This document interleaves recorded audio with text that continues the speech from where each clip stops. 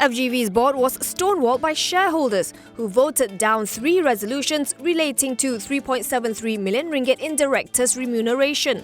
FGV chairman Datuk Wira Azhar Abdul Hamid says those who voted against the resolutions include its largest shareholder Felda, which has a 33.7% stake in the plantation's giant, the KPF Cooperative, which holds a 5% share, and the Armed Forces Board, which holds a 1.5% stake.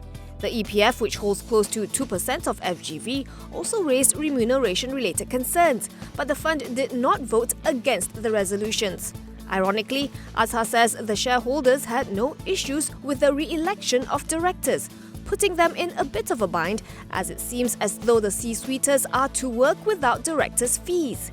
He went on to say that the directors are not in it for the money and that they have worked hard to improve the profitability of the company, but there is a sense that the efforts are not appreciated. He says the board will deliberate on their options. It's confirmed. State-owned Felda says Tan Sri Megat Zaharuddin Megat Mohamad Noor has resigned as chairman effective June 30th. The conglomerate, which falls under the purview of the Economic Affairs Ministry, says Minister Datuk Sri Muhammad Azmin Ali will be announcing a new chairman soon.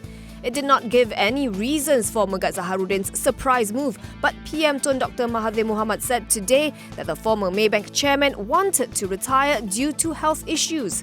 Megat Zaharuddin succeeded Tan Sri Shahriar Samad, who stepped down on May 14, 2018. During his tenure, the Felda White Paper was revealed on April 10th, shortly after the agency lodged a police report claiming it was cheated in the Eagle High Plantations deal with Tan Sri Peter Sondak's Rajawali Group. Former Home Minister Datuk Sri Ahmad Zahid Hamidi is set to be charged in court tomorrow and on Thursday with corruption involving the foreign visa system. The MACC said in a statement that it will file several charges under the MACC Act 2009 and Section 165 of the Penal Code for receiving bribes in the capacity as a public servant or public body at the Kuala Lumpur Sessions Court tomorrow and at the Shah Alam Sessions Court the day after. The anti-graft agency arrested Ahmad Zahid yesterday. According to reports, he had been summoned to assist in a probe into a private company which was bringing in Chinese tourists to Malaysia.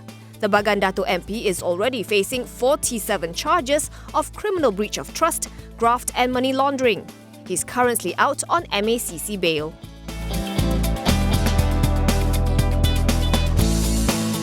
Penang-based steel player Taschen Holdings, which is en route to list on the ACE market of Bursa Malaysia on August 1st, expects to raise 34.4 million ringgit to build a new factory.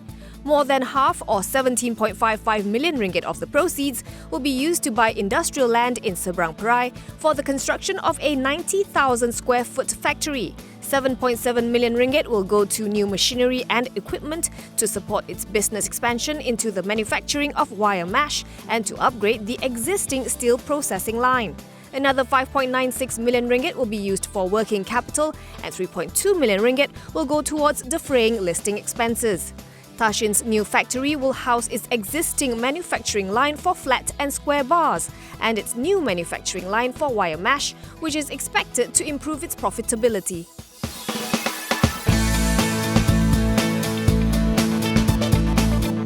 Kents Malaysia says first quarter net profit tumbled by 37% year-on-year due to the lower contribution from its engineering division. Net profit came in at 13.5 million ringgit on the back of 82.78 million in revenue, which was down 17%. Kent chairman Tan Sri Tan Kee Hock says the results were credible in spite of a small loss from the LRT3 project, as construction work on the project has yet to begin. He adds that demand for its water meters exceeded forecasts during this period.